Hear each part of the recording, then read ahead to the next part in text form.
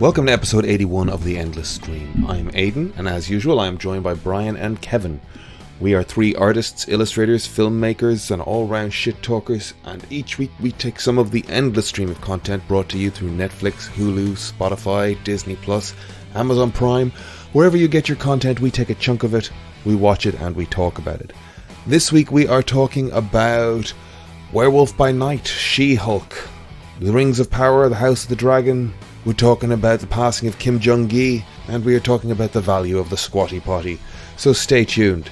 If you like what you hear, please consider subscribing to the podcast, heading over to iTunes, rating, reviewing, liking, subscribing, doing all those good things that really help us out. Spread the word of the Endless Stream. Please do tell a friend to give us a listen. On top of that, you can head over to Instagram at The Endless Cast, where you can see artwork and clips to go with each episode. And that's a great place to send us a message and suggest something for us to watch or offer a different opinion. You can also send us an email, theendlesscast@gmail.com. And that's the same thing. You can give us a second opinion. You could suggest something for us to watch. Just reach out and contact us there if you'd like. All of that being said, let's get into the episode. Can we do one of those Acast intros? We're on Acast, aren't we? Can we not go like Acast, home of other podcasts like West Cork and... Are you saying can we get advertising at the start of our podcast? Yeah, well, just do it. Don't ask. It's better to ask for forgiveness than ask permission. I hate that saying. It's not a good saying. It's a bit psychopathic. Yeah, it gives you some... It's not very 2022, that's for sure. It's one of those statements that definitely is situational or conditional. Like a Werner Herzog is talking about filmmaking. Like, it's better to just get your camera up and take the shot, and then have some security guy go, hey, you can't shoot here, and go, oh, don't worry, and then you've got the shot and you leave. But when people apply it to other situations, yeah, I hear you.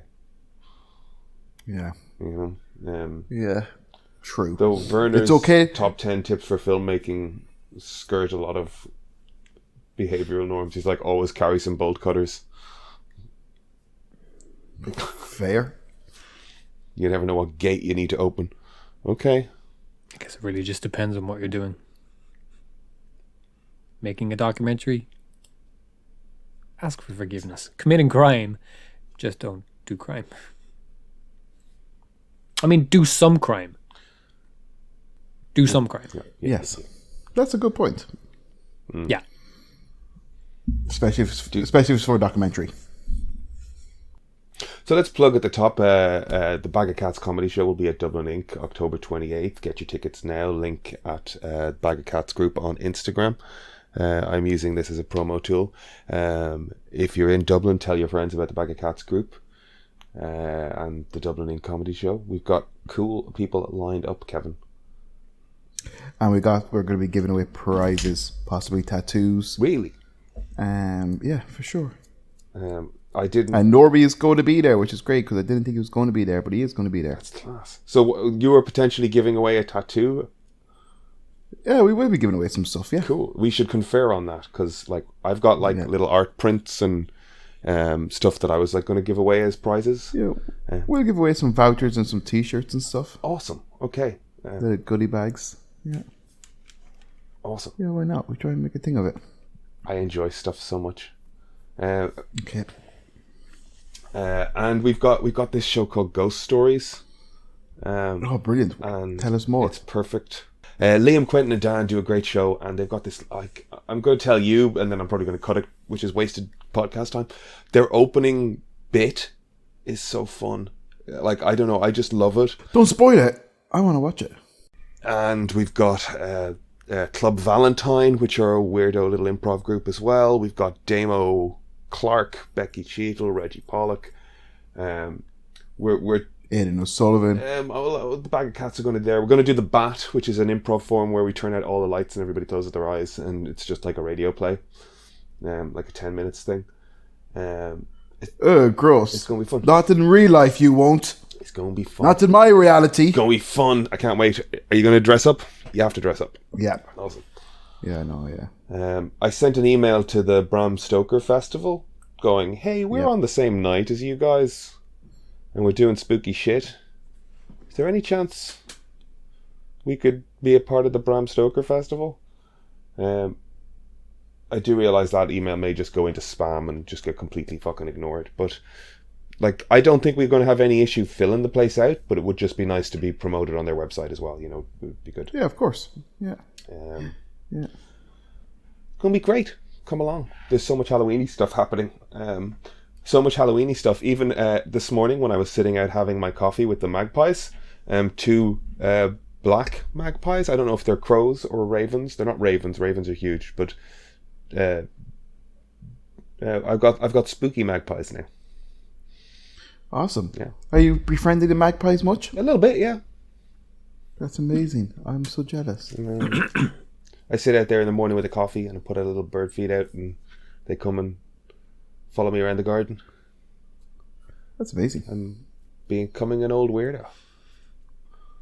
As opposed to just a weirdo. Finally leaning into your future. Speaking of old weirdos, I saw a blackbird. That is fucking on point for everything we were talking about. How was it? Yep. I haven't seen it. Oh, brilliant. I have to say, I thoroughly enjoyed it as a bad movie. Aidan, you haven't seen it yet. Brian has. All I'm going to say is that one scene where he switches hat, it was hilarious. People were just like, the cinema was great. People were just great form for it. They were screaming and laughing at the screen, and people were just chatting and talking. Like you know, everybody, like, you could hear everything was perfect, but it was funny. When I saw it, there was 3 other people there, and one of them was my brother. The other 2 people were a couple sitting at the back. I think they were banking on the fact that it'd be empty and they could like giggle and laugh, fool around at the back. Oh, really? Yeah. Okay, that's so yeah, fun. yeah, no, they didn't seem interested weird. at all. I think they just wanted a dark room to themselves. Just to want to go fool around in front of Michael Flatley. That's a very particular fetish. God, I couldn't think of anything that would give me more of an innie. But you know, like, we never really talked about it in detail. Like, I can't really fault first time director, right? Pretty competently directed. Absolutely. For the most part. Absolutely. His acting is not good, but he's also doing exactly what he's meant to do. What he kind of wanted to do on screen. Yeah. It's the script and the story is just is laughable. It's hilarious. It's not even nonsense. It's great. I counted, like, there's about 10 scenes at the start, and there's still no concept of what it's about or where it's going. No.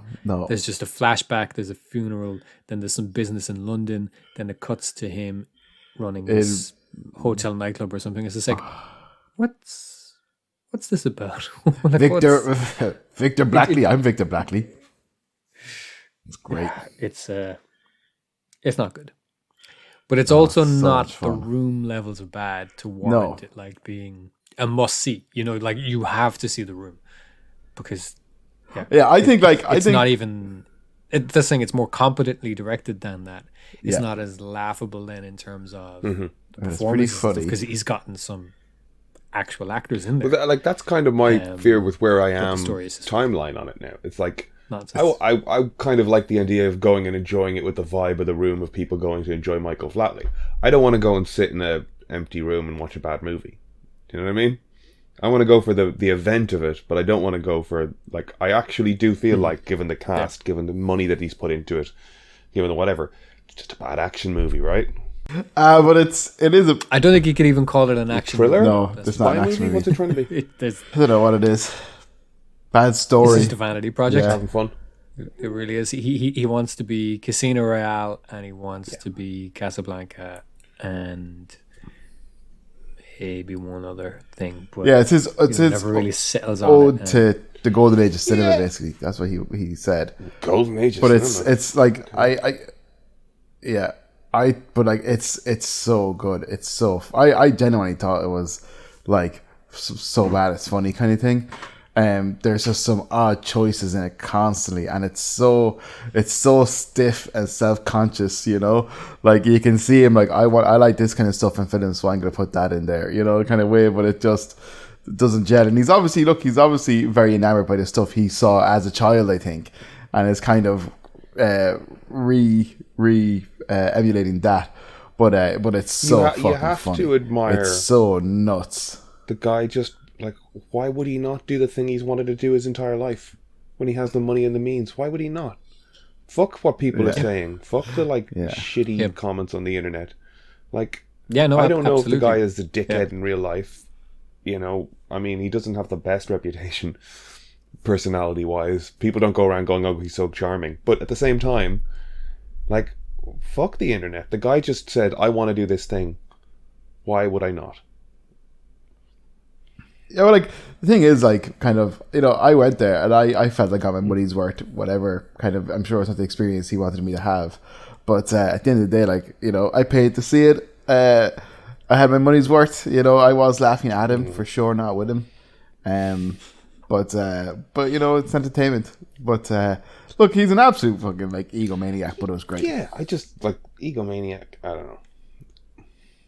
I wouldn't say go the see thing. it. Yeah, if like I think I missed the wave of like a group of people I know that were like, "Hey, we're going to go see it this weekend," and I was away, and I'm like, I don't think I'm going to get, you know, that 5 people together again and go, let's go see Blackbird. You know, it's awful. It's great. That whole subplot with the singer.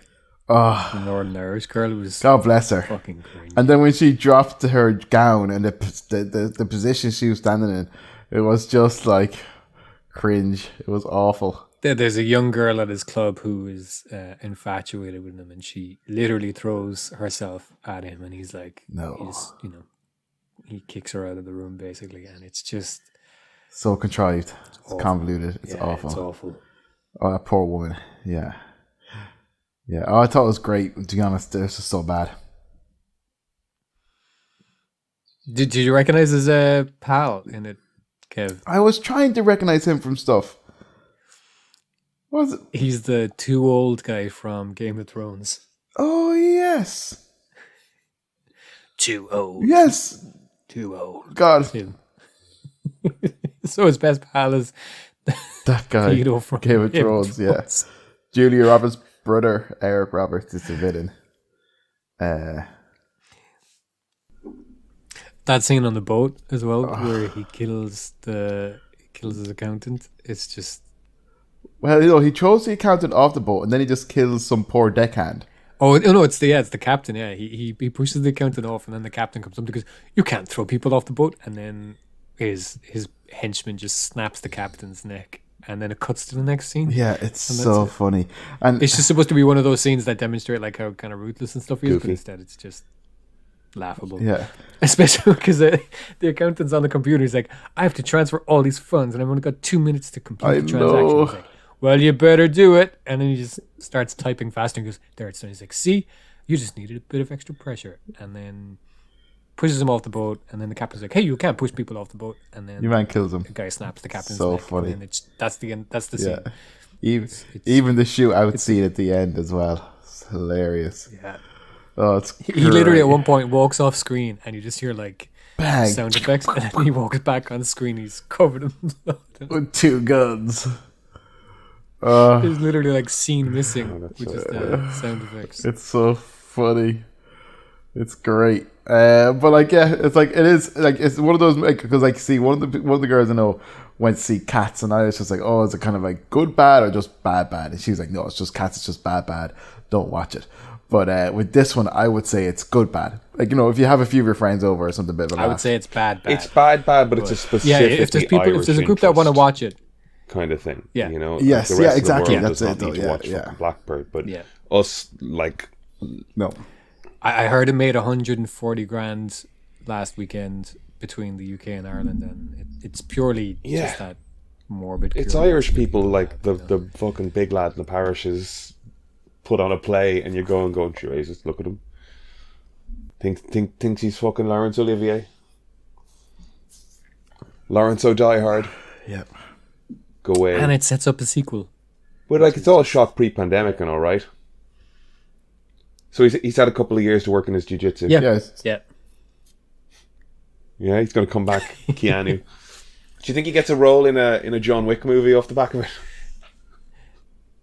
The thing is, like, I was writing the better version of it Okay. in my head afterwards, you know? I was like, what would I change? What would you do? And it wouldn't be hard to make, you know, No. a serviceable action movie with the basic kind of plot that he had in mind, you know? 300 or 3 million Yeah, budget. there's stuff like that where people like just your MacGuffins or your fucking mechanics, like the thing that people are after makes no sense because you've got no real concept of, I don't know, fucking information technology. Like typing faster will transfer files faster, will it? You know, it's that sort of shit. It's like, that doesn't make... Like watching an episode of NCIS or even Russian Doll where she's fucking programming the video game animations and she's just typing. And I'm like, that's not how animation works. And it's annoying. And it wouldn't take much to change that sort of shit. It's the kind of stuff that Silicon Valley did, basically, you know, where they'd go, he's just going to work harder, and you just see him, like, just gently click things. It's like... So this isn't dramatic looking. The thing is, like I said, for a first-time director, if he had a better script, better story to work with, he would have probably done a serviceable job on it, at least, you know, as a first. Yeah, he shouldn't have bothered acting. Yeah, even if he wrote the thing. Yeah, like I haven't seen it, but it's like it would have been worth running that script by a script doctor. You know, get some, like, this is my story. Can you make it good? And like he's obviously got some Hollywood friends because Patrick Bergen's in it and Eric Roberts is in it. You know, so and he's obviously got the money, but I guess he just was like, "Nah, I'll write it myself," and I respect that much, at least, you know. Yeah, fuck it. When you spend your own money, do whatever the fuck you want. But at the same time, you know, you've got Scott Ryan, who did Mr. In-Between and, you know, effectively did the same thing 20 years ago, you know, where he's like, I'm going to write and act in this myself, and it's just vastly better. It's different scales of ambition. I don't know. Different thought as well. Like, do you think that Michael Flatley spent 20 years mulling this character and story over? Yeah. Oh, okay. Yes. Yeah, it is. But it's just from a different place, you know. The motivation would be, what if I could be Bogart and McQueen and Connery all at the same time? Wouldn't that be great? Spoiler, it wasn't. I just watched the trailer for that Violent Night movie. Did you send us that, Kev, as well? No, Brian sent it. Because No, I sent it to Scruff. Somebody else sent it to me, but I definitely sent it to the group here, and I was just laughing at David Harbour playing Santa. I just watched the trailer, and it's Die Hard with Santa, and I love it, and I can't wait to see it. And it's from the people that did like Mr. Nobody and something else. Now that's, you know, producer credits. I don't know how actually involved with those films they were, but you know the way the people like the third listed producer still gets to put their name on it. And Bullet Train. From the producers of Nobody and Bullet Train. Violent Night. I can't wait. I like David Harbour hitting people with sledgehammers and Christmas music. Yep. As much as Halloween's going to be great. Fair. I'm looking forward to it. Brian's going to hate it. Kev, do you want to go see Violent Night in the cinema with me? Yeah. Yeah? Get a few drinks beforehand. Wear our Santa costumes. Sounds good. Paint your beard white. I'll dress up as an elf. Okay, I'll do it. I'm sure we can find a club night where that'll work afterwards. For sure. No one's excited for Christmas movies? Too early in the season? Never excited for Christmas movies?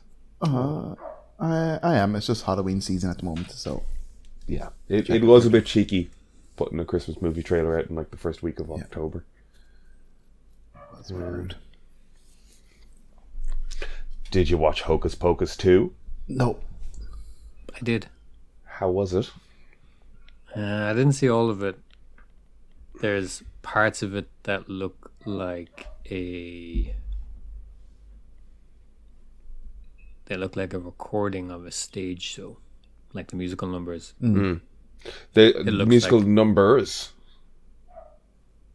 Yeah, there's at least 2. Jesus. It's bit middle. So they- I mean, there was in the first one as There's well. one in the first one, and even that only was a one? weird, where they do I put a spell on you. Was it Though I any- think about it at the start, I guess Sarah Jessica Parker's singing a song on a broomstick to lure the children into the woods. Do we count that? I just thought of that. Anyway, Anyway, I didn't watch all of it, or maybe I did, but I haven't seen the end of it. right. You didn't take it in. I don't like. I took in what I saw, Is but it- it didn't kind of have me. I like the first one.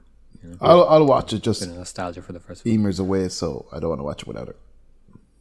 I was very limited in what I could watch this week because she's away. We like to watch You could things just watch it twice. together. No, I wouldn't want to watch it without her. Do we Sacrilege. need to have an intervention for Kevin so that he can watch things again? No, What's going on? no, Just I'm happy watch this things. way.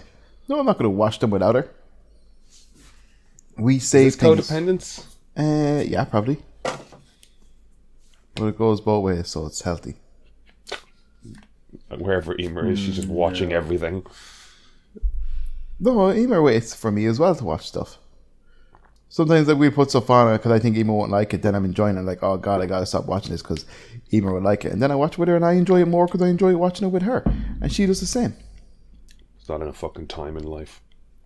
Just watch the thing. But I did, because of that though, I did end up watching like 1.5 seasons of The Orville this week. Have you watched The Orville? What did you not watch? Like when you say you're limited in what you can watch, like what did you go, I'd like to watch this but didn't? I would have liked to watch Hocus Pocus, the new episodes of Lord of the Rings, the latest episode of Great British Bake Off, the Jeffrey Dahmer show, Famous song and dance man. stuff like that, yeah. Okay. But I did watch Werewolf by Night, She-Hulk, and The Orville. And What We Know in the Shadow. So how do you how are you finding the Orville? It's good. What if Emer would like it? You monster. I told her, I got her permission before I put it on. I explained to her what it was, and she said, no, that sounds moronic. You can watch that yourself. But you liked it. Yes. Yeah, I like it. It's like So you watched a season and a half of Star Trek. How are you finding it? yeah, well, it's better than Star Trek, anyways. That's for sure. It's Star Trek. I don't see the comparisons at all. Well, you remember Declan last week or 2 weeks ago was just like, I'm watching the Orville because it's Star Trek. Anyway. No, I don't remember that. Okay. But no, it's a completely different show than Star Trek. I don't see any similarities, but I do like it. It's very early 2000s, but I like it. Like it has that real kind of feel of a cheap sci-fi show from the early 2000s. Like Farscape. Even Farscape, like Chuck, any of those things. But Say it specifically because you know I really like Farscape. I didn't know that. Huh? No reason. I really like Farscape. Yeah, but it has those vibes.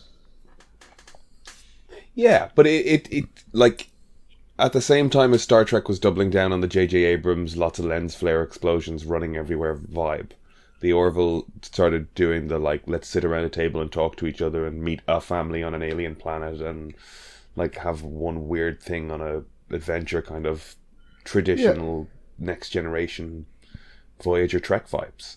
Yeah. So it even backs off the stupid comedy as it gets on a bit, you know, like it's very Family Guy-ish to begin with. A lot of cutaways to, you know, aliens on the ship being stupid, but it pretty quickly just lands into just straight Star Trek with a little bit of like crosstalk going on. Yeah, I do like it. Yeah, it's good. It's also the Galaxy Quest show that people were trying to make Yeah. Like they were trying to get that off the ground for ages, and then he got there kind of first with the Orville. Yeah. Like I don't know what you'd do as a Galaxy Quest show at this point. The whole hook of that was like you would just be doing Star Trek, wouldn't you? You can't really do the like 8 actors going back and forth to space.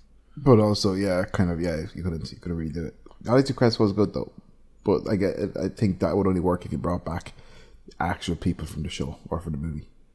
Oh, I don't doubt that Tim Allen is banging on Disney's door at the moment, going, "Can I get a Galaxy Quest show?"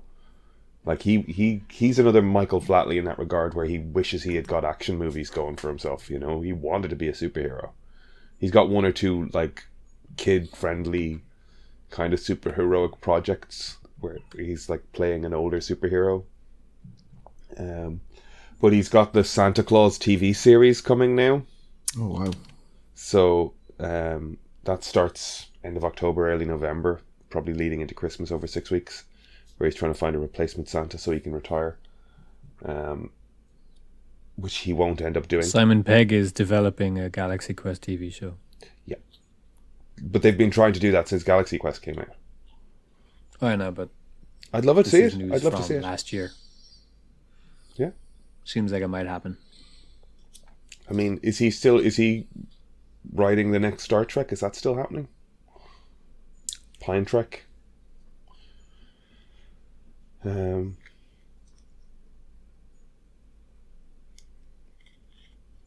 I think that's enough Star Trek talk now, Aidan.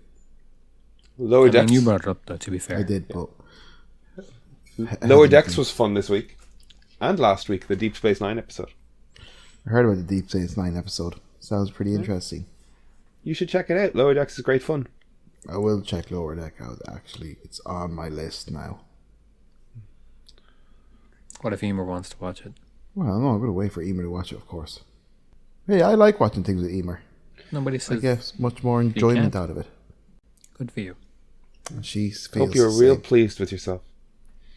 I am. Mostly pleased with her. Less so myself.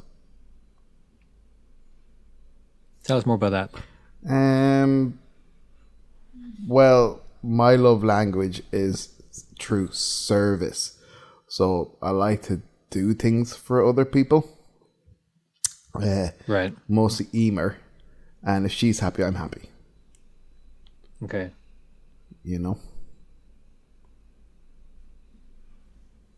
That's not what you said, though. Yeah, What did I say?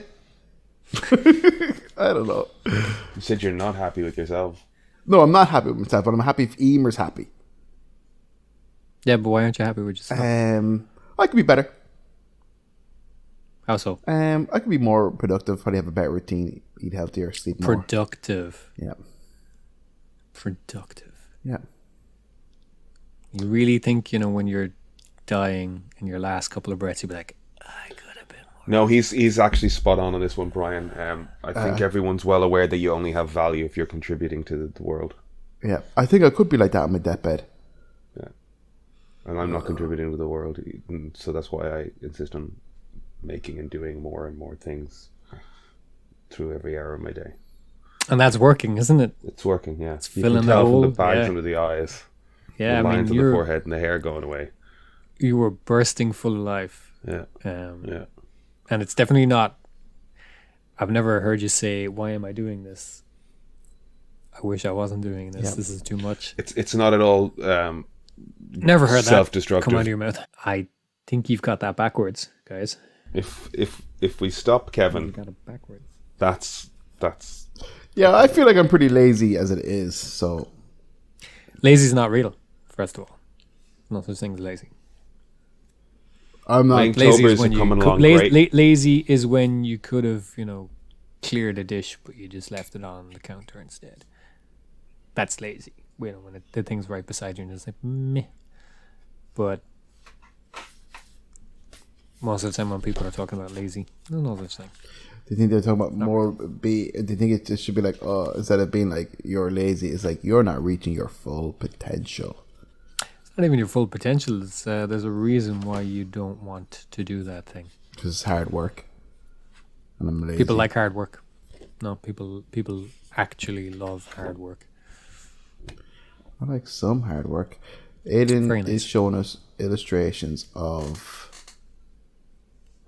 It's Simon the Devious and whatever Mark Hamill's character name was in What We Do in the Shadows. He's got his little Billy Bass Yes.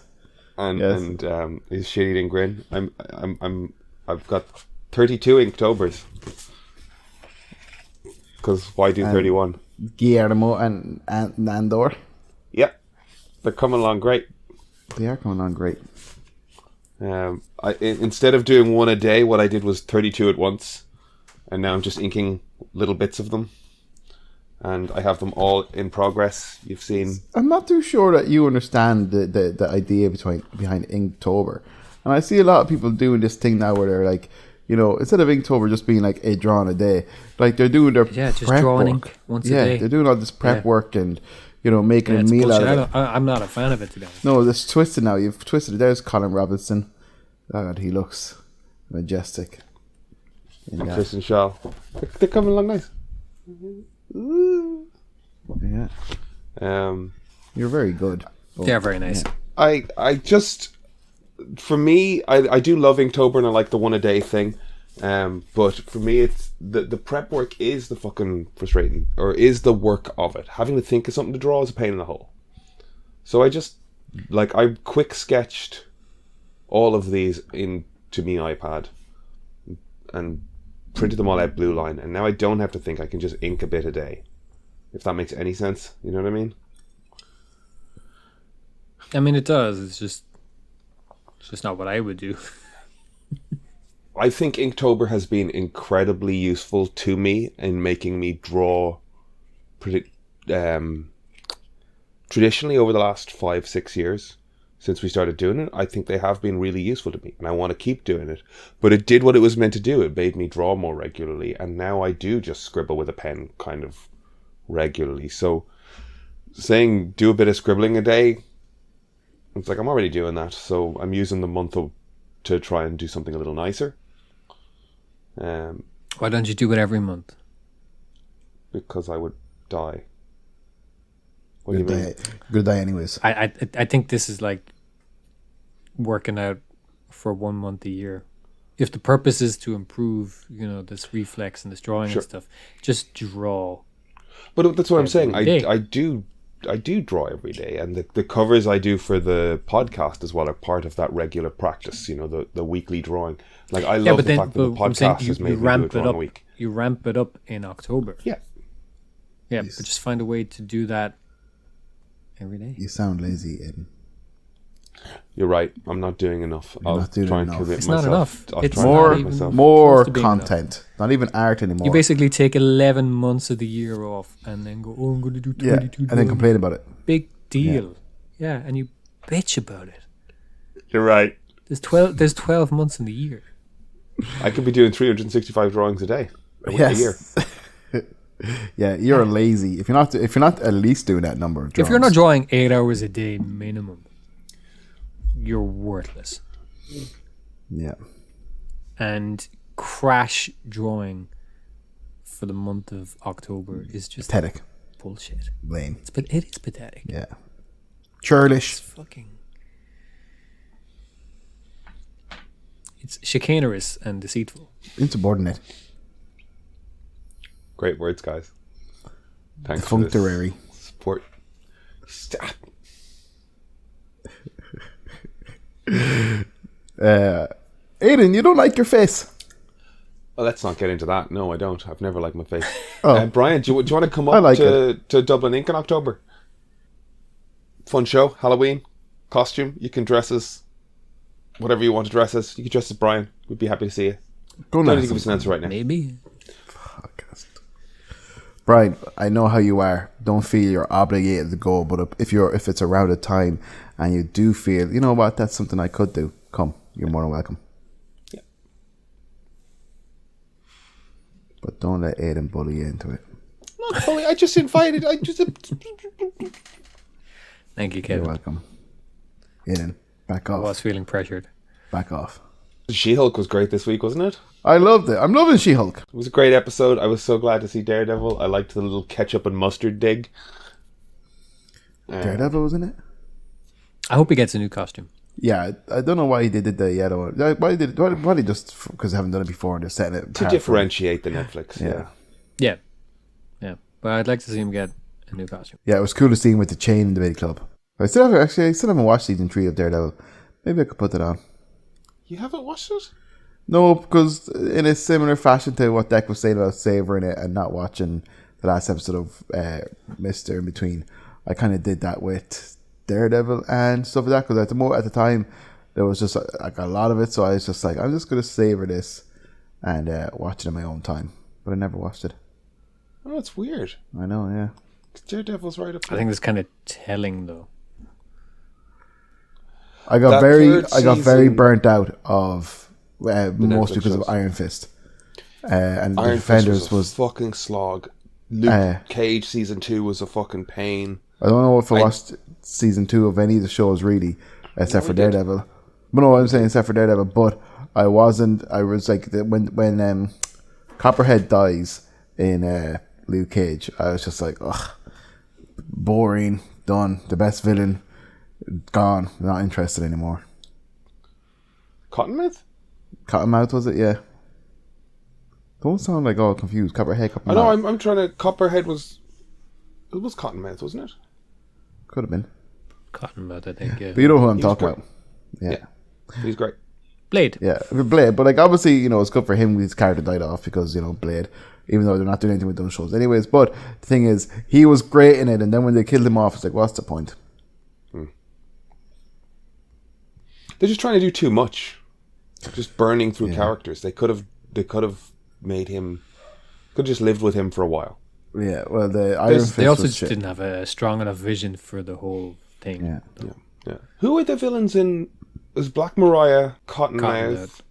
Was Luke's father a Diamondback was his brother. brother? Was that season 2? Season 1 was That was still season Shades, 1. Season Cottonmouth. 2 was Bush. What's it? Guy. Bushwhacker. Is it Bushwhacker? Bushmaster? Bushmaster. Bushmaster. Yeah. Bushman. Who is a was season Moon Knight 2. thing, right? Bushman. Bushman's the Moon Knight guy, isn't it? But that's who it was, Okay. wasn't it? With no face. Did he rip off his face? That's a Moon Knight thing. Well, look. Anyway, it was him. He was the guy who played Spike in Cowboy Bebop. He was the villain in season 2. Oh wow! I didn't watch any of that. Played Spike in Bebop? Oh, sorry. Jet. Ah, Sorry. okay. Okay. I was like, John Cho? Sorry.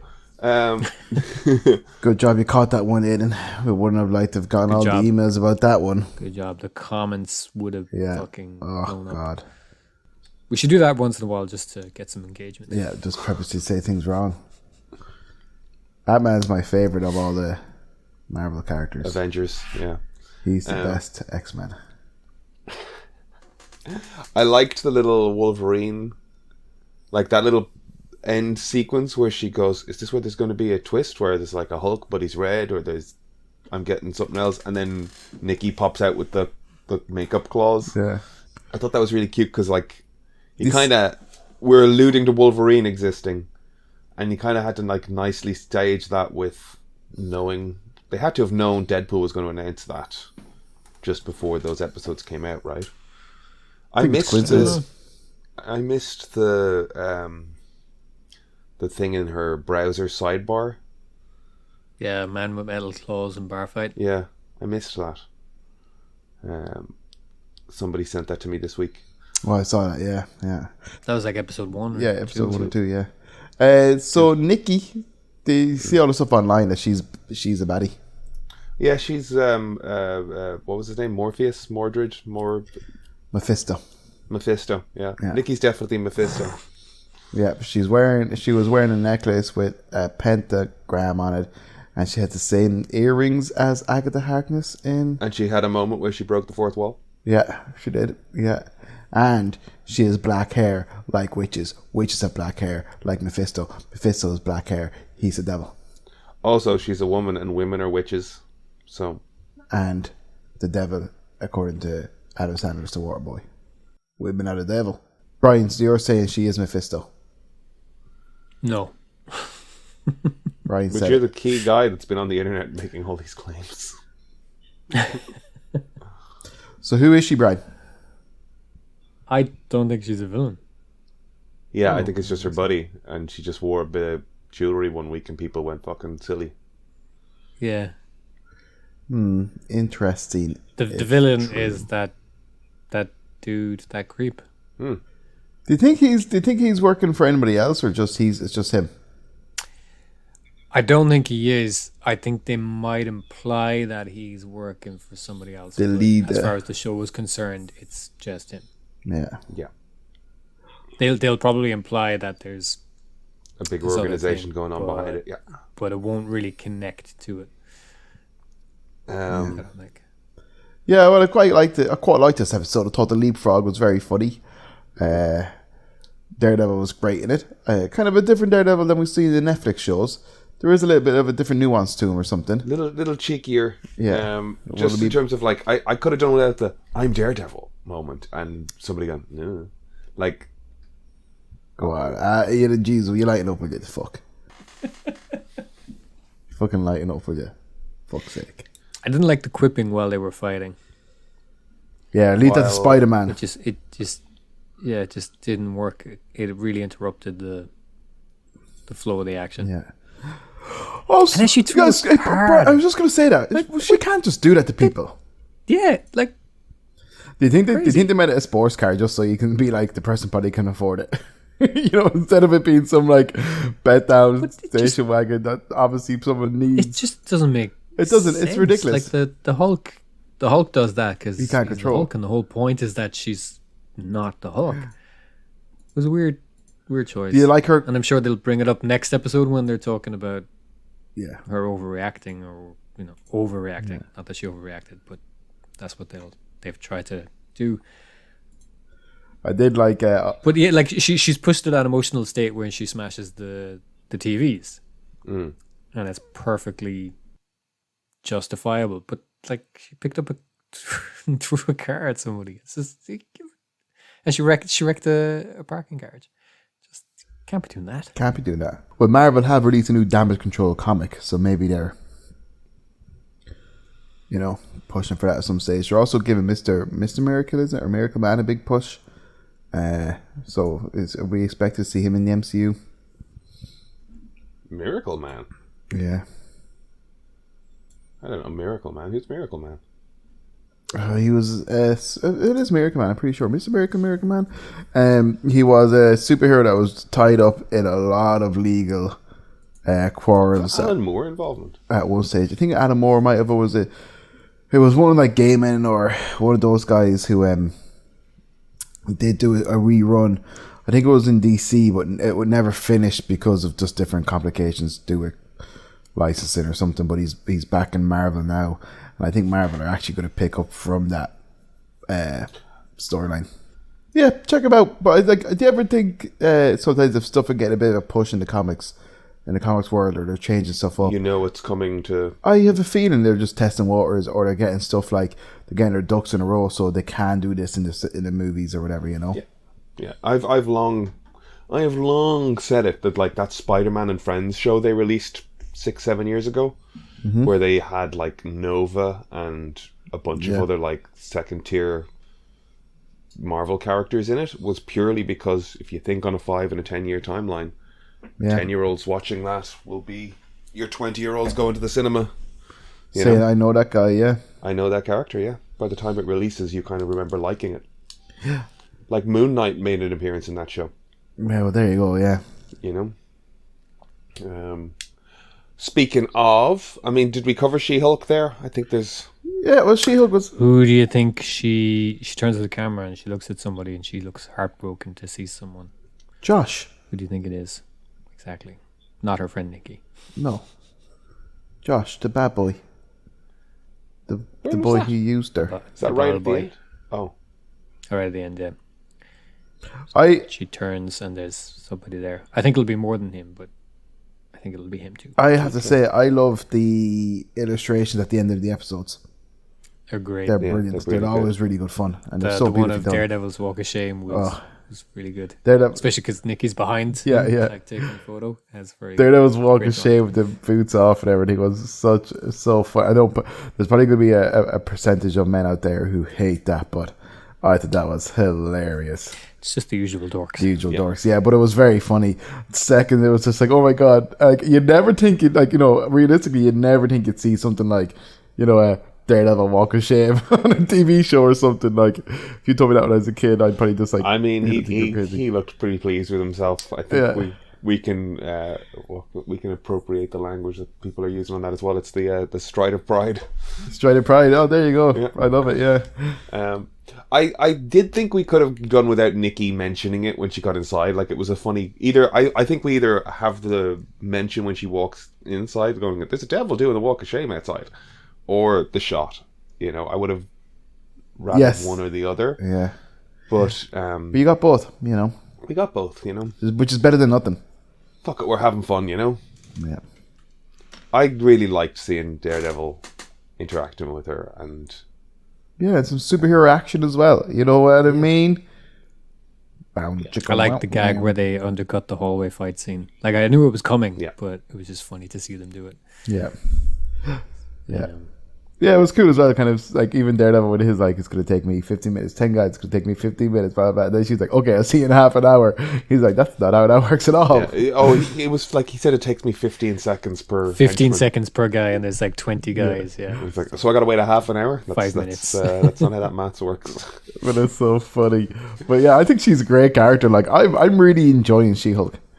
Yeah. Really, really enjoying Me it. too. Like, it feels like one of the, you know, there's comics that, you know, are always setting up like the next big arc, whether it's an Avengers or X-Men thing, and then there's the ones that are just kind of silly, Just telling stories. irreverent, Yeah. and yeah, just like, wouldn't it be fun if we told comic book stories in a legal setting or whatever? Yeah. And that's kind of what the show's doing exactly. Yeah. The jokes don't always land, but I kind of like the spirit of the show, and it's fun. Yeah, I want like a season 5. I want 6 seasons of this thing, you know. Because I do think it will evolve and definitely, like, obviously, like all shows kind of find its voice more and stuff. But like, yeah. I want more of her as She-Hulk. Like, I love it. Probably one of my The favorite. costume designer's a jerk. The costume designer. I don't like that guy. Yeah, he's a prick. He's a little bit rude. Yeah. He's a prick. It is a caricature that I am surprised that we're seeing in a show in 2022. Of He's a dickhead. Like The catty. Yeah, you want Etna from he's just or bitchy Edith for no reason. from The Incredibles. But she wasn't a bitch. She was just like, No, but she's Strict no, I'm just talking about and- that kind of like, you know, yeah, and short and fashionista. blunt. But he's demanding he's a fashionista type. dickhead. He's a little bit rude, all right, yeah. But no, really enjoying the show. I liked her costume. Yeah, like She-Hulk. And the CGI doesn't, like, the CGI rarely, if ever, bothers me with her, She-Hulk and stuff. it never bothers me. If somebody says It like never the really office bothers scenes me, are a little yeah. soft looking, I'm like, yeah, I can see what you're saying. Do you know what I thought looked good was when she was under the stage lights. That actually looked Yeah, pretty good.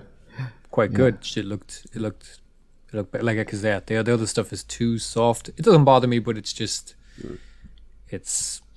I think they It were just doing looks a a thing bit- as well where they were doing a thing as well that was very correct for the story, was that she had ill-fitting clothes because she was buying whatever the fuck she could get.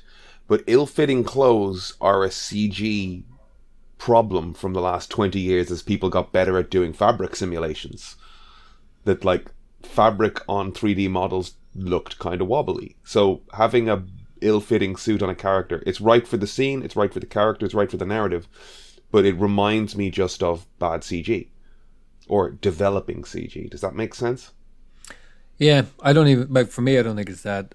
I think it's the smoothness and stuff. Just, like, especially when she's beside another person in the frame, she just looks like her by herself looks fine, and then when she's walking beside another person, I think it just jumps out a bit more. But it's never where it's never. It's not atrocious or anything, you know. It's just predictions for the finale. I don't have any predictions because that's not how my mind works. I can't Well, predict she's the future. obviously going to have like forget the action sequence end of things of it. There's no villain to punch, right? She's just gotten herself into a legal situation where she tore up an event. She's Oh no, there's a villain to punch. well. Let's come back to the concept of punching a villain. Abomination. She's got. I'm looking at the legal show end of things. So there's that. There's That's not the show. that's the show. There's the fact that like somebody just revenge porned her. So like there's a leaked video on the internet. Yeah, So that's she's awful. suing the site, suing the intelligentsia group. Yeah. You think she's just going to go and punch the millionaire dude? Punch up. Yeah, well, he'll be a Hulk now, and there'll be a couple of Hulks, but they'll be wrong Hulks. Because They'll have like Hulk hands and Hulk like torsos, but normal body 'cause, stuff. Like what does Banner say when he destroys her blood? He was like, is there something about like the odds still being something like 1 in a million that it could make a Hulk like either of them? So they'll be like wrong Hulks, and then I think maybe Abomination and Titania help her out. Be more than one Hulk, Right. Oh, you got this. but they'll help her out. I mean, that sounds what I'm fun, thinking. but I think it's just going to be. It's just going to be a lady talking about her feelings and eating ice cream because she had a bad night. It's going to be that half hour. Oh, that also sounds pretty I'll good to cut me that. because Yeah, I'd watch that that's too. the part I can probably most relate to because I often eat ice cream and express my feelings on the couch I after can't a believe bad you night out. said that about Emer. Wow. Right, when you do that, I'll have to just run out for a second. Well, we do what? We're not in the middle of anything. What are you doing? Don't walk away. I got this brown rice protein, and Jesus Christ, it is disgusting. It's awful. I can't drink it. What is the protein content of brown rice? I think of What that do as you a mean? carbohydrate. Yeah, it is. But this isn't. I don't know How are they it pulling works. protein out of it? I don't know. I suppose how are they pulling protein out of whey? I don't know. I don't get It's science. terrible. There is no cutting the flavor of it. It is awful. Brown rice protein powder. Well, I ordered 5 kilos. They sent me 2.5 kilo bags. Oh. One of them ripped. I thought they were going to send me a replacement. It looks like they're just giving me a refund. And thank fuck. I fully intended to just use this other bag, but I might not. It's awful. Don't buy it. It's crazy in the reviews though because it is 50%. It's people saying this is the worst thing ever, and I can't do it. And I thought I'd be able to use it, but I just can't. And then other people going, "This is great. It tastes great." It's like, hey, you know the way the birthday present I got you got completely fucking scuppered by sure, fucking whatever. Will I send you a 5 kilo bag of good protein? good stuff. Please do. Have you a flavor preference? I prefer unflavored because 'Cause I you don't mix it. want sugar in it. Okay. I don't want sugar. All right.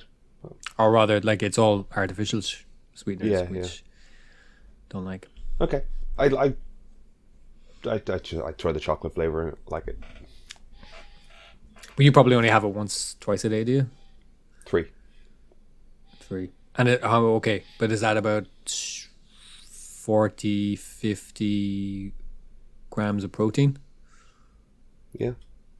Yeah, so that's about 6 times in terms of like the actual. Okay. Yeah. All right. As in, you put 2 scoops each time you have it. Yeah. Yeah, so that's 6 servings per Okay. day. Yeah. Is that bad? I'm not really thinking. No. Every time I do it, I'm like, am I overdoing this?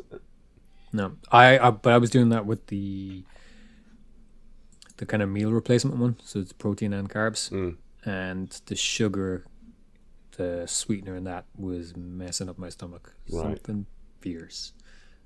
So for that reason, I prefer the unflavored, and I'll stick a banana in there maybe or some blueberries. That'll get you your flavouring. Very nice. Very nice. I was putting peanut butter in there, but even that healthy stuff has too much fat. Way too much fat. And not good fat. With that, but that's also just based on Even the your healthy stuff. dietary goals, right? Like, No, like it's got a lot of saturated fat in there. okay, I like peanut butter. I do a lot do of things too. that you'd consider to be healthy, but I also offset that by like a lot of not healthy things. But this is the thing. I cut out the unhealthy stuff, and then I tracked it for about 2 weeks. And then when I was looking at the actual, just the sugar and fat content, I was like, this is still too high. When I thought I was being super healthy, particularly with the fruit. At first, I was just having like all fruit. So like your 5 fruit and veg, I was just having 5 fruit, and that's too much also. I keep running into grip strength being my limiting thing. When I reach a limit in a place, it's grip strength. I'm running into the issue. Don't you get straps? That's the next step, really. Yep. Like I'm at a point where it's like straps and lifting shoes and a weight belt. I'm like, I don't want to do any of that. You know, so I think I'm. But why not? Like you're at that point. Yeah. Like it's not like you bought them, you know, at the outset of your and even then there's nothing wrong with that. Yeah. But you're at a point where you do need them now. So Yeah, like last year when I was doing this sort of training cycle, I found that the grip got to a limiting point, and then I spent 6 weeks. I added in farmers' walks, and by the time I looped back around to what I was doing, was like grip strength is there, and I was able to sort of move my deadlift up a bit. Cool. But I was doing something yesterday that was it was 170 kilos. And I got it up, and I could just feel my hand just going, you know, which is frustrating. I guess I don't know when I'm just like, should I be able to do this, or am I at strap point? but if you can't do it, Yeah. But like that's the thing. Like if I was in that situation, I'd need the straps at a way lower weight than you. You know, it's not about what you're lifting; it's about what you need. I do a bunch of like farmers carries and like hanging one-handed off the bar to try and like build that grip strength. You got to do this exercise as well. The little Some pinchies. resistance. Yeah, Some resistance. the open, yeah, with the little bands. Yeah. Yeah. Yeah. And the these And the dance classes and throwing some yoga. and this. Yeah. You ever do this one? I have done that one. I'm mostly with that guy, trying to do that stuff. With my little weighted club there, I guess. Do the one as well though with like with The little 2 pound weight in hands. the string. Yeah. Yeah. Yeah, that That stuff's a that's monster. brutal. It's awful. We did that in boxing, and yeah, after 30 seconds, your forearms will be on fire. Yeah. It's great. There's a couple that comes into the gym during the pandemic, and they're lovely, but they drove me nuts during the whole fucking pandemic because that whole gym was spaced out for social distancing. You know, there were like green squares like taped out, like leaving a meter between people. And these two would come in and they would just set up like a circuit training session between them across the whole fucking gym. And they would just be popping between 6 different locations. And I'm like when you're in one spot, you're fine, but you're moving across the whole gym like you own the gaff. And you're There's a guy like that doing at it to a the gym timer as last well, night. so it's very distracting. They've an AstroTurf section kind of on the left and right, and then there's just the walkway between the two. And I was over on the side. There's a class on one side, and I was on the side where the punching bags are. And a guy came up, and he had a skipping rope with him, and he was a big guy, so I was like, I reckon he was kind of going to jump on the bags at one point. But he started doing like a stretch on the floor, not on the AstroTurf, just on like where people be walking. And he's like lying on the ground with his and he's hugging his knees into his chest. And he gets up and he does that a couple of times, but he's like Right in not the on either center of side the of the business. AstroTurf. Yeah.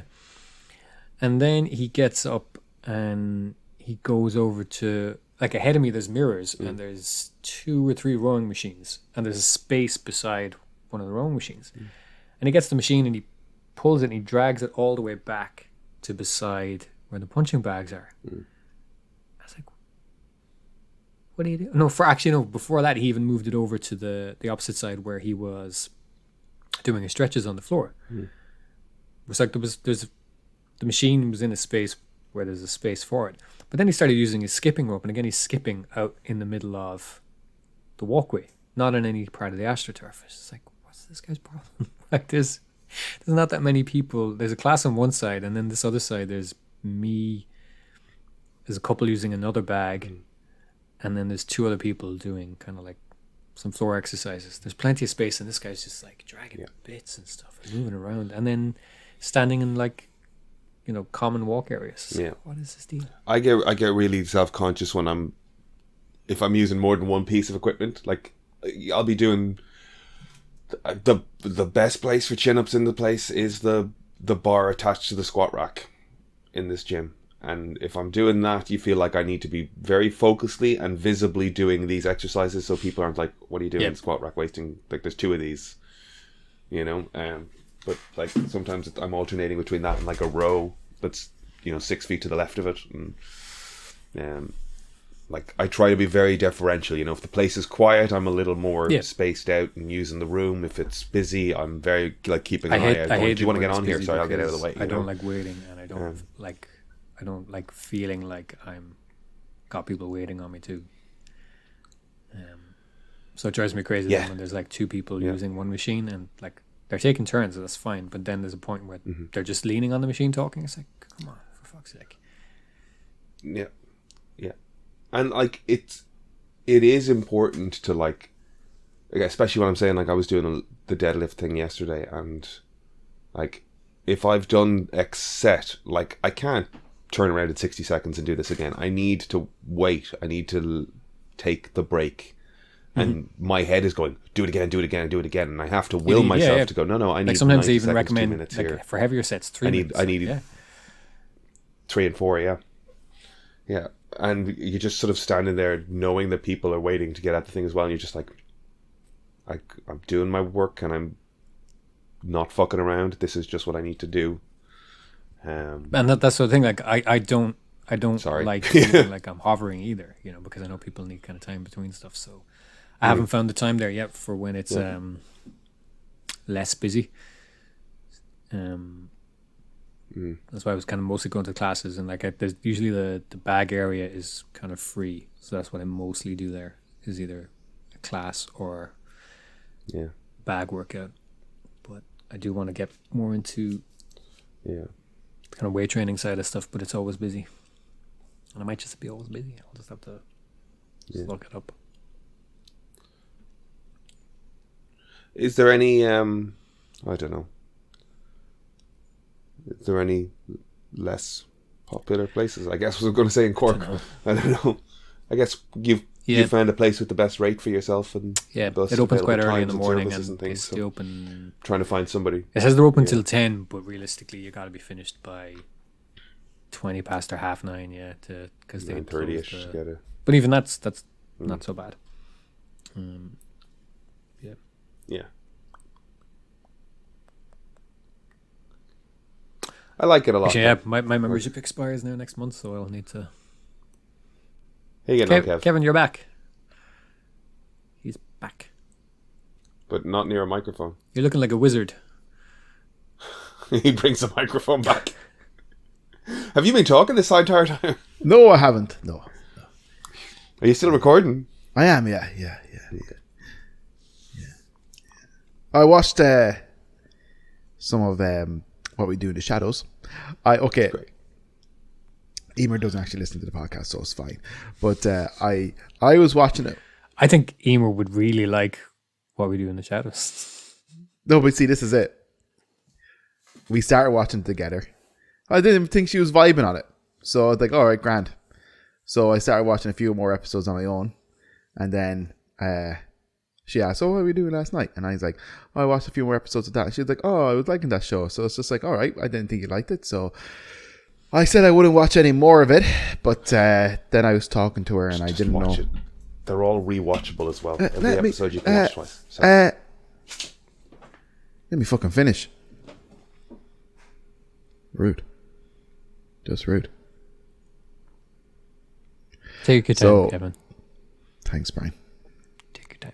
Let's just get a drink. Excuse me. Just have a little sip. A little sippy. Coca-Cola before noon. Jesus Christ. It's not Coca-Cola. It's Lucozade. It's Lucozade. Okay. Yeah, it's the perfect time to drink it. I know I've had heartburn, so I wanted to combat it with something cold and fizzy. Energy drinks. That's the only thing I had. It's the only thing I had. It's a can. It's fine. It's a small The tap can. there behind you. Yeah, no, cold and fizzy I wanted. Cold and fizzy. Okay. I don't have a bloody fucking... Super value downstairs. Oh, I had to do this podcast. Sorry. Jeez Louise. Anyways, by the time I said, like, okay, I won't watch any more, if I realized I only had 2 episodes left of season 2, so I was like, fuck it. Really, really great show, though. Have you... I know Aiden's watched it. Brian, have you watched it? Yep. Yeah, it's very, very, very good. It's brilliant. Colin Robinson. Oh, God, he's so good. Yeah. Like, at first it was kind of like, I thought when I first put it on, I thought the show was going to be more about Nando or whatever, you know, of Guillermo and stuff. But obviously, as the show goes on, it's well mixed, you know. But Colin Robinson, the energy vampire, is so funny, and when he gets super powered as well, it's hilarious. And his hair curls back and everything, and it's so good.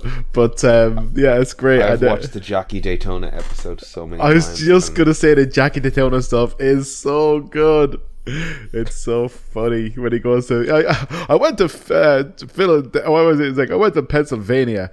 You know, it sounds like Transylvania. It's the first place I thought of. So good. Oh, my so favorite funny. line is the like it's become a TikTok sound, but it's the you show up speaking all Europe like, and it's like, this is just how we talk in Arizona. But also it's called TikToky as well. But it's like New York City. Yeah. It's so good. Oh, it's brilliant. He's and excellent. Also, Halloween costume wise, you have the head for Laszlo, so. Yeah. I mean, you should definitely get yourself some fancy pants clothes. Laszlo or Nando or one of them. But it is very funny. It's a good show. I really thoroughly enjoyed it. Nandor is like 6'6", isn't he? Yeah, fair. I don't know. I don't know what height I am. Also, Laszlo's better. Yeah, of course. Yeah, it's so funny. My rotten soldier. Yeah. Oh, it's excellent. Good time, boy. Yeah, like obviously a good portion. That's improv. I don't know. I mean, to a degree, maybe delivery. Yeah. Yes. It's well written as well. Yeah. No, it's very, very good. I really enjoy it. Really, really enjoy it. Now I try.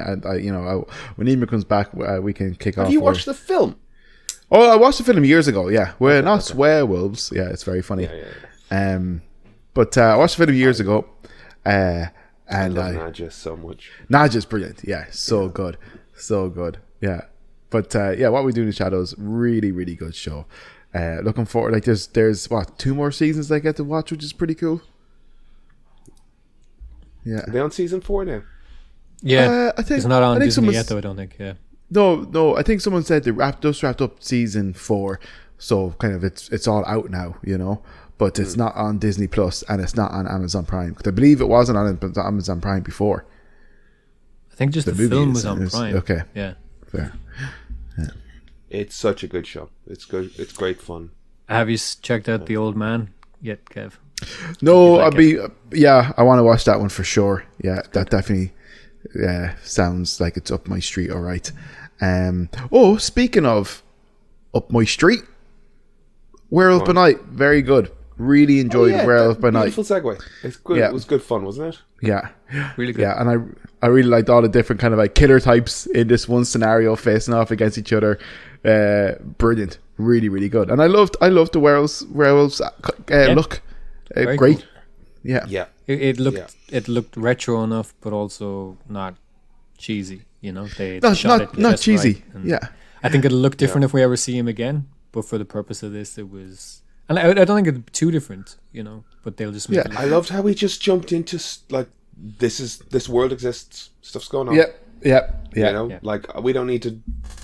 Everybody's just got their own histories, and we're just flying through stuff. There was so many good stylistic I always choices have to in rescue. Like the making it black and white, I think, really lent itself to that it's just this thing that 100%. exists already, and it didn't need any further kind of context because it just felt like we're watching this lost kind of classic, you know. Yeah. Yeah. Oh, the little the little cigarette burns and a little bit of graininess to it. Yeah.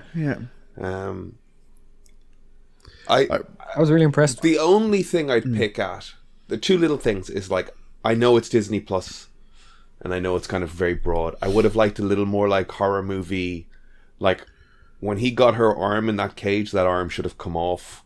Do you know what I mean? Like, but at the same time, even before that, when he's transforming and when she's looking and staring in horror, that was brilliant. Like that was that was wasn't intense. Scary, but it had the right kind of moment. Like it had the right kind of weight to it, and it felt like horrible thing was happening. But I was super shocked by the violence to a degree, you know. I wanted just a little more of It's funny what you can get away with so long as the blood isn't red. Yeah, I know, isn't it? Yeah, but I was just going to say, like, come on, like, a guy got his head burnt off, a woman got burnt in half, one guy got a shot through the face and then was smothered to death, a person got a sword through the head, like, Ear bit off, yeah. Like, it didn't really hold back to a degree. Like, it's the most violent thing we've seen, I think, in the MCU. I guess I think it was more effective that we didn't see what was happening to her arm. We just see the horror on her face. You know? Yeah, but then I would have liked to have seen something happen to her arm. not to see it, but there to have been a repercussion, because it just feels like she pulled away from it. It's like, what did he do? Did he just hold on to it for 20 seconds and spook her out? I know I the fucking nitpickiness of me on this podcast, but like his fighting was a little too choreographed as well, and that's the extent of my fucking picking at it. I would have liked a little more like animalistic slashing and tearing rather than like it had a little bit too much fight choreography-ishness to it. You know what I mean? Mm-hmm. He could have been more animalistic, if that makes sense. Fair. Yeah. Well, you're entitled to your opinion, however wrong it is. But but I really enjoyed it. Really, really good show, and I thought Man-Thing looked great in it. Great, yeah. And it definitely, when like you kind of at the end where you saw things in color and stuff, it's like it looks nice and everything, but everything would look much better in black and gray. It was an interesting choice as well. Like, I'm not quite sure. Like, I know exactly why they did it, but I'm also like, what does that relate to anything other than what we've just seen? The use of Somewhere Over the Rainbow as the color comes back in, like that's a very, very direct reference to the black and white versus colorization of Wizard of Oz in that moment. Mm-hmm. But is there anything else to that in terms of like the characters' stories, or are they really just like? Are they just commenting on the filmmaking there? Just on the filmmaking, and just just the fact that it had quite a gentle, happy ending after all. Yeah. Okay. Yeah. I thought it looked great. I thought it was a lot of fun. Yeah, they did a really good job on it. The fact that they just went kind of balls to the wall, something different. It's great. Do more of it. I was convinced they were going to bring the color in. I was watching it, waiting for like, because you're looking at the black and white and going, is there a little green in that? Is it starting to come color? And they had the red element of the bloodstone, but I was so happy that they held the black and white through the whole length of it. Yeah, and choosing to bring the color in at the end was a lovely choice. My only question was really my only question, or the only thing that perplexed me, is was the. I can't remember the original owner's name of the Bloodstone. Ulysses Bloodstone. Ulysses Bloodstone, yeah, Ulysses Bloodstone. Like, did he purposely reanimate his own corpse to deliver that speech, or did somebody do it of their own volition, or is that his? She indicated that it was his sort of at his bequest, at his behest, his last will and testament indicated that he wanted to be present at the reading or the ceremony in a fun way. Yeah. Okay. Because that's pretty messed up. It's pretty messed up to be the daughter sitting there going, yeah, you're watching Dad! monster fight reanimated father's corpse. Yeah. Twisted and like rhyming off some nonsense to you. Terrifying. The stuff of nightmares. I like that they did. Like, he's Jack, but he's Jack Russell, which is I know, yeah, fucking hilarious. Yeah. They stopped short of You calling Russell. him Jack Yeah, Russell. yeah. But the Marvel wouldn't be afraid of that ever, really. You know, they've kind of just on the nose, just have said stuff in the past in the MCU. You know, Worth noting, Michael Giacchino's directorial. Is that a directorial debut, or that's a nice way to start? Like he's done so much work over the last 20 years. Better than the other musical Michael's debut. This is true. Michael Flatley's debut film was not as good as Michael Giacchino's directorial debut, probably because he chose not to write the thing as well. I understand. In many ways. And to put himself as the lead in it, with women throwing themselves at him. Ugh. But I never like kind of grown up having watched one or two movies where it's like the lead character is an older man and he has like these young women throwing themselves at him, and then come towards the end of the movie, Roger it's just Moore, like we're looking at you. But it's like, you know, coming towards the end of the movie, it's just like written, directed by blah blah blah, and it's just like, yes, that man literally just wanted to write a movie where he's the action hero against other babes for once, and that's incredibly sad. But I was gonna say something there. Would you think we'll see Werewolf by Night, Jack? Do you think we'll see him again in something? I think so. I think you cast Gael Garcia Bernal and we're going to see him again. Yeah. I'm not familiar with them. I thought that was Freddie Prinze Jr. first. Okay. You know who he is. Yeah. He was in Scooby-Doo. He was Fred in Scooby-Doo. No. To be fair, I actually think it's been a while since I've seen Gael Garcia Bernal. You didn't watch Mozart in the Jungle? No, I did not. But I watched. Like The title was so stupid, I had no interest in it. It was because it was New York City. It was like Mozart in New York City. Actually, It's no Werewolf by Night. I watched a few episodes of Brian. I did watch some episodes of Brian. Okay. And I often see it and think, that's that time I was with Brian and we watched that. I honestly think the last thing I saw him in might have been the Motorcycle Diaries. You didn't see the Shyamalan film he did? No, I didn't. Which one was that, Brian? Old. He's in Coco. Oh, I did watch Old, yeah. He's in Didn't what? see Neruda. Casa de Mi Padre. I did see that. I didn't think much of it. It was a fun concept that shouldn't have been stretched to an hour and a half. I first saw him in Y tu mamá también. Y tu mamá también. Whoa. You should watch that if you haven't seen it. It's good. Okay. So surely Midnight Suns. Is that where we're heading? Oh yes, yeah. Yeah, Man Thing and We got Man Thing. Jack are in that. We got Moon Knight. We got Elsa Bloodstone. Elsa. Elsa. She was actually badass, to be fair. She was great. She did some good In black and white, she looks very like Kristen Ritter, though. Yeah, I thought so. The same. Yeah, Very and that one guy smashed her head so really did. violently into that I thing. saw so many And people comment about that. They were like that. They really sold that head smash. Yeah, and then she just shakes it off for the sort of reveal of superpowers. Yeah, because that was a hell of a head smash. God, like kind of, I stubbed my toe the other day, and I considered not going to work. Well, that is awful. Let's be clear. That's stubbing your toe sucks. It does, yeah.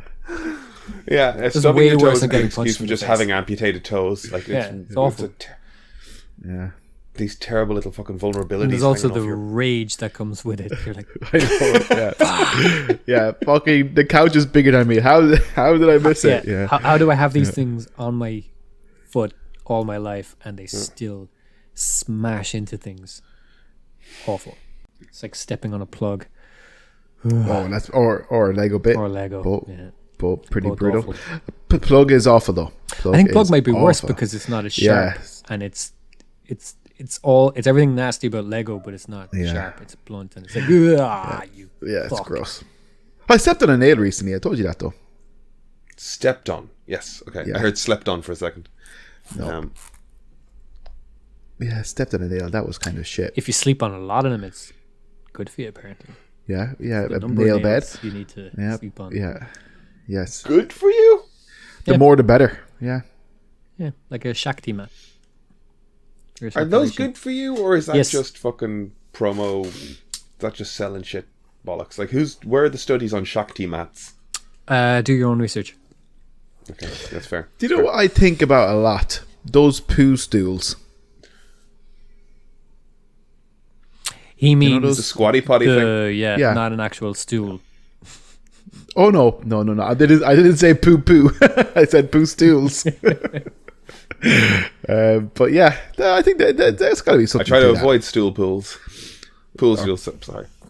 But my there's got to God. be something terrible. Well, there has to be something to that. I genuinely think There there is. is. Yeah, there is. Yeah.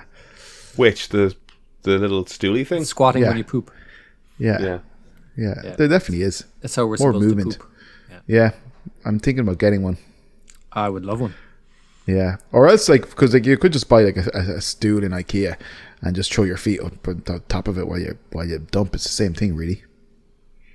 You just need something that gives you that. I'm just recalling the note we got last week about the podcast. Did you get a note last week about the podcast? Yeah. It's from a I listener who cut it said, from the episode. I don't know why I listen to your show because I don't understand half of what you talk about. And the other half is about Kev's bowel movements. Okay, well, we're going to come back on the old bowel movement talk. No, leave it in. But, Look, if, I just do think... look, if we pivot to a poop podcast, then so be it. It's a shit show. Yeah.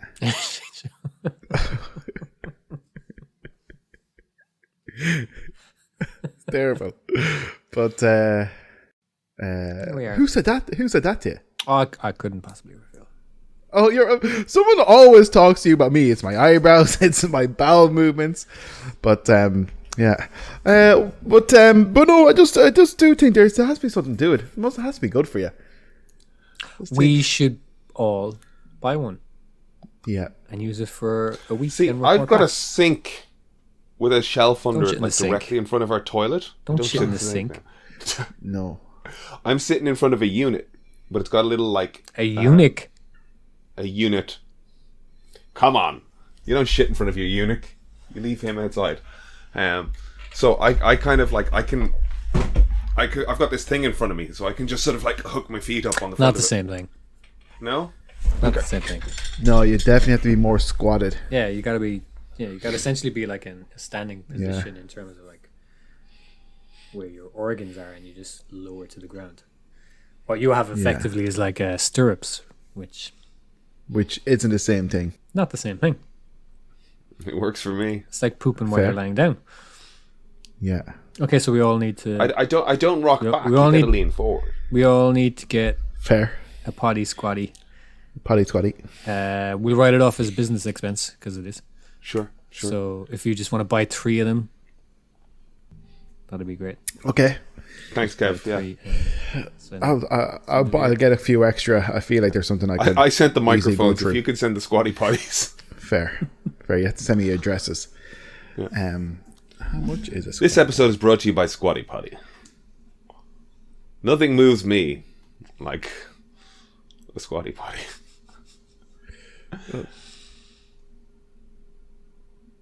Have we any suggestions from said listener of things that we should do, see, address, rather than the stuff that's been keeping them gripped to the episode, but also wondering why they're listening? I feel like I could make one of these. I'll make them. it wouldn't be the same. Wouldn't have undergone those same rigorous testing as the good folks at... But no, I think I could make my own, and I could brand it myself. God, it's just got your face on it. Just so Yeah. that your feet are there and you look down and it's And my Kev face. looking back at you. Yeah, and I'd also be looking back at you from my looking up position as well. Did y'all watch that Mario trailer? Just to get us off of this fucking topic.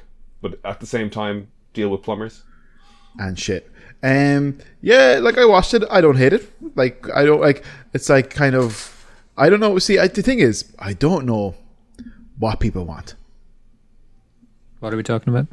Mario. It's like it's a fucking Mario movie. Yeah.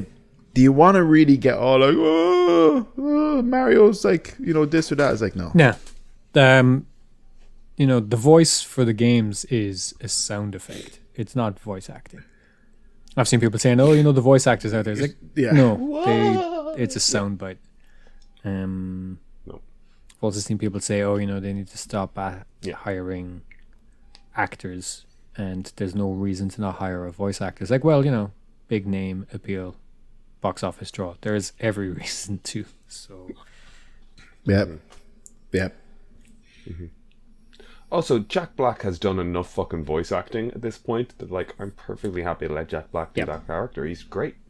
And that's the thing, like, acting, and, voice acting, like, acting is still voice acting. Whatever you want to say about Pratt, I don't mind Pratt. Because voice acting isn't doing... Yeah, 100%. Robin Williams. Characters and bits and voices. Yeah. It's just acting with your voice. So actors are perfectly capable of being voice actors as well. It's just acting, but it's not in front of the camera. Yeah. So... Yeah. Voice actors are just kind of annoyed that they had a kind of monopoly on a thing for a while, and then somebody figured out, if I put a fucking name here, it helps sell things or it generates interest. I think it looks lovely. It's Illumination. They do a really good job visually. You can't fault them for the level of their output. They are the place to go to that does sort of more licensed stuff rather than a Disney or a Pixar. So Illumination kind of makes sense. They did the Dr. Seuss stuff. They did I think they might have done the Snoopy stuff. Could be wrong on that. Peanuts. That might have been DreamWorks actually, now that I say it. Looks lovely. I really enjoyed the Penguins and Bowser bit. I can't wait to see the rest of it. Yeah, I think it'll be great fun. Looks good to me. People like sort of reacting to the fact that Mario doesn't have big juicy buttocks. I'm like... That's why? I mean, they got to fix that. They got to fix that. Yeah, that's my particular window onto Twitter. I guess I've curated my own. It's following. like the Sonic movie was a surprisingly good movie. All things considered, I really enjoyed. It was fine. But like for a computer game movie, it was more than fine. It was good. It was grand. Like it got a lot of stuff right. Like, considering it wasn't the shit show that you would have expected. When it could have been, yeah. They said they were doing it and stuff. Yeah, it's like I think like, why can't we just have like Mario? Mario's just like Wreck-It Ralph or something like that. It's just like you can do it. Yeah, they have. I saw an artist I like, Ian Fay on Twitter. He said, I really hope this movie is successful so they make a Legend of Zelda movie and cast Chris Pratt as Link. Yes, I'd watch that, the head out of that. Yeah, I'd watch a Legend of Zelda movie and that, like, the Nintendo's content. They were making like, one with Netflix, but they scrapped it. Yeah. Oh, okay. Yeah. So they're speaking of links. This is going to be a smooth segue. It's not a segue at all. Because I just have a thought. Is there a new Pokemon game coming out on Switch? And if so, is it going to be like a Breath of the Wild type Pokemon game? Still not. No. It's not. No. Short answer, no. Okay. So people are kind of... Are people eager for a open world Pokemon safari type game in a Pokemon vibe? Or, like, is it... I am. Do people still want that top-down? I want that. Yeah. There's a game... I don't want when I kind of first played Breath of the Wild, and then when I saw the potential that they could have do something similar with Pokemon, and I pictured a game in my head where you'd be, like, riding your bike around the town and stuff. And then about a year later, I saw a trailer for a game called Seasons. And I don't know what the rest of the game is like, but just the shots of the character cycling around this countryside. Yeah, it's kind of how you envision it's Pokemon. how I was like, oh my god, if they had that, if they had the exploration in terms of like the climbing and swimming, and make it less about the battles and stuff. You can work towards the battles, but have them, I don't know, do something else with that. But if it was just about kind of being out in nature and finding these things, if there's 10 gyms, if there's a half But dozen they gyms seem of really bosses that you can't reluctant go to near, switch up the Pokemon Yeah, formula. I They don't only kind of get it change the because mechanics. They don't really seem to want to change it drastically from gameplay type of Yeah. thing. Which Yeah. is interesting because when they started, like I can think back to the N64 era where they had Pokemon Snap, which was the Safari one Yeah. where you go around taking pictures, and they had Pokemon Coliseum, which was just Stadium. like big CG stadium, yeah, and that was you could link your Game Boys to the N64 and have your characters fight Yes. in like 3D rendered. Yep. They just brought your character stats to the existing models. Yeah. Though I think I haven't played Pokemon since fucking 90s really, so like is the character based catalog so large now that it's hard to Well, they is can it unwieldy? no, they can put it. They can take a region and just focus on that Yeah. region. They can still And, do like, a game with there's- 150 monsters. They- 100%. And the DLC then, or the expandable Yeah. content that they're adding. And even like when it Adding kind of comes to combat and stuff, like I played a game, I think it was a PS3 game called Folklore. It's a Japanese game, but it was actually set in Tulin, which was great.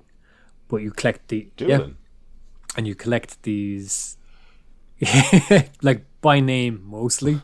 But it was great. Like, I really enjoyed it. But you're collecting West Coast of Ireland, Doolin. in County Clare. Yeah. The game's called Folklore. Yeah, I loved it. But you're essentially collecting fairies and stuff like that. But each one is assigned to a button. So they've got specific types of attacks. So when you're fighting other enemy types, you've got a strong or light or heavy attack or whatever. But you would have one of your things that you collected, which is essentially your Pokemon, except in this game they were fairies and spirits and stuff. They could do a similar thing, where it's not as kind of turn based. You could have your small roster and you've got them assigned to your buttons and stuff, and you'd be battling to kind of catch other stuff, and then you could go to your stadium or, like I said, gyms and stuff like that. I'll show you the clip of that season's game later. Just even I have no idea what that game's going to be like. I'm definitely going to get it, even if it turns out to be kind of not what I had in mind. It looks like my kind of thing. But just the shots of the character cycling around, kind of like over bridges and through fields. I was like, imagine this if it was a Pokemon game, and you're just kind of in nature looking for stuff and finding things and exploring, going through caves, swimming. It'd be great. But I don't think they're going to do that anytime soon. I'd buy a Switch if they did. I've got myself stuck with the Switch, where I'm convinced that there's a next gen thing coming for the last 3 years, and it hasn't come. It hasn't come. And the thing is, they usually use Zelda to launch new hardware, and they have dated Zelda, the sequel to Breath of the Wild, 25 or for something May. stupid. May next year. year. So if there is going to be a new console, it's not going to be any sooner than May. So you can kind of weigh up, do I get one now and I've got a Switch for 8 months before possibly a new version being out, or do you wait and see anyway? But it's at least as far as May away, basically, is what I'm saying, because they typically use Zelda to sell, because they had Twilight Princess on the GameCube and the Wii, and then they had Skyward Sword on the Wii and the Wii U, and even was Breath of the Wild on the Wii U as well? It was, yeah. So they had Breath of the Wild was on the Wii U and the Switch. So don't be surprised if it comes out for a Switch in the whatever they want to call this new Switch. Yeah, because I was on the fence about getting one, and they just did that OLED update where they just upped the screen a bit. I'm like, okay. So I'm still kind of, I don't know. I'd get it and then I wouldn't play anything. Well, I mean, Zelda would keep it going for a while. Zelda's great. Mm. Breath of the Wild is fantastic. It's good fun.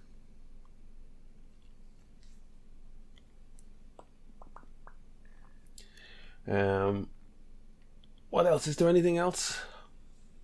House of Dragon's cool. Rings of Power was a little flat this week for me. Spent a lot of time with people just sort of finding each other after a volcano went off, and it's like, we could have moved this along a bit. I still liked it for whatever reason. Yeah, it's a nice world and stuff, but I was just like, I could have. It felt like a wheel spinny kind of episode. Though I liked the stuff with Durin and the dwarves was good, and the Harfoots. Actually, It definitely feels like they're just sort of setting up for the next season at this point, though, right? How many episodes per season? 8 to 10. 8. 8, is it? Was that the last one? I think it's 8. No, there's one left next week. Yeah. I liked it. Yeah. House of Dragon was great. Last week it was I don't know. Don't want to get into spoilers too much with it. Though I guess we've talked about loads of stuff. I didn't watch last week's. I think it's good, but it's just not, like I said last week, I'm just not I'm not rushing to watch it each week, you know. It's the thing I'll get around to. Yeah. No, I really Andor's cool as well. Like I said, I'm having a lovely 6 weeks worth of television here, because I'll watch House of the Dragon on a Monday, I'll watch Andor on a Wednesday, I got She-Hulk on a Thursday, I got Lower Decks on a Friday, Rings of Power on a Friday. What's the story? Wait, what's the next Marvel TV show coming out? I'm not sure. Because Armor Wars, Secret Invasion. Armor Wars Secret is it? Yeah, because Is that a while I think that's the way I said. Armor Wars gotten bumped up to a movie now, didn't it? It's not going to be a TV show anymore, which is probably a good thing. Is it going to be cinema or like theatrical release, or is it going to be a Disney Plus movie? I don't know. I don't know. Oh, I hope they give it the space to be a theatrical. Brian, you just did some sort of weird teleporty shifty thing there. You were like, you got inverted. You went from left to right. Weird. Really weird. Well, I don't know what the next TV show is. Maybe it will be a season 2 of something we got last year, right? Or this year. I'm not actually sure. Is it one of the... It's not Ironheart, or is it... No, that's still a while away. Still a while away. We had the release Do you of... think they give Black Panther a bit of breathing room? They might do, because we don't really have long till Black Panther comes out. That comes out in November, right? Mm-hmm. There's the Guardians of the Galaxy holiday special. Mm-hmm. That's about it. Did you watch the Groot animations yet? No, I haven't watched them. I will watch them. I do love animated shorts, so I will watch them. Yeah, I think the last thing is short movies. the Guardians of the Galaxy holiday special. And Black Panther. That's this year. That'll close out the year. We haven't mentioned Kim Jung Gi. Oh, I yeah. did. I'm scribbling here on. I'm scribbling here on toilet paper with a brush pen. On toilet paper, Jesus Christ. It's really inappropriate. But anyways, I'm just scribbling away with a brush pen, and I was like, oh, we have to talk about Kim Jung Gi. Well, I did see I did see someone post that he had a booth at NYC, and kind of encouraging people just to leave flowers and stuff there, you know. But someone, I don't know who it was, did say just leave flowers, like no one gives a shit about your art. It's about him and his art, and it's just like, doesn't matter how people want to pay tribute, just let them pay tribute to an artist. It's art. Yeah. I saw somebody else saying that if you wanted to send drawings to his family, there's an email address. I saw that. Yeah. But I did see the table at Comic-Con, and it's very sad. Yeah, shocking. So he was 47 years of age. He experienced chest pains in an airport, was it? And then that's basically the information we have. He then passed away subsequently. If you don't know Kim Jung Gi, go and have a look at his Instagram. Go and have a look at his website. His art is phenomenal. Look him up on YouTube and watch a time lapse of him drawing. Yeah. Or not even time lapse, just real time. Yeah, just watch. Just real time. Just watch it all. Yeah. This is probably a morbid thought to a degree, but I wonder what his last ever drawing was. a lot of people who draw are just forever scribbling shit. You know, it's not necessarily sitting down to draw something focused. At the same time, though, kind of want to buy one of those sketchbooks off the website now. I've wanted to do it forever, but they're all like $100 and it's like they're expensive. And it's such a like shipping cost on top of that as well. I've been planning on buying one of them for a while, but the problem was every time I went on, I was like, I want all of them. Yeah. There's which book do I pick? Yeah. It's like I want them all. And the idea that like his annual sketchbook, like his annual sketchbooks are hardback bound, slightly larger than A4 square ratio, an inch thick, 2 inches thick, and you know every bloody sketching. There was one point when I was going to buy one, and the cheapest one to get was the one that is exclusively erotic drawings. That's the only one to get, though, right? Phallos. Yeah, I mean they all have pretty explicit drawings, but this one is like the purpose of the book was just erotic drawings. I was like, I mean, I guess I'll buy that one. That's Omphalos, Omphalos, for anybody who wants to buy me a copy. Oh, I see. Okay. Brian, you can either have protein or erotica. Protein or erotica. Interesting. You could eat your protein that the erotica forces you to make.